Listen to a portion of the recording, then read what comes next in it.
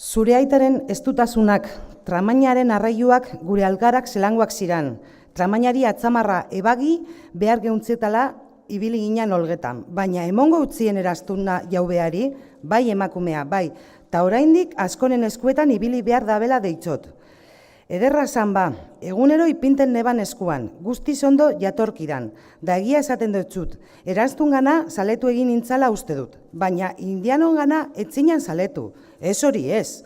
Alperrik gure etzeko Andreak egin ditu eginalak eta esan dostaz esateko guztiak. Nire bihotzean ezin izan da sartu Eurgurberko gizon hori.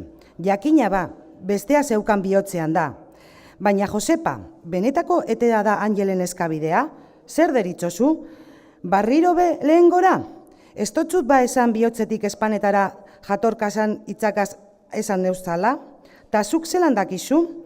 Ikusiagaz, horreik gauzok aurpegian ikusten dira. Ondo zinez gaiztoko zagoz zeu. Ia ba, Antonigaz be bi aldiz ibilirata. Baina ez gogoz, berak aitortu dau. Berak aitortu? Ai, Josepa, ondo esan duzulen.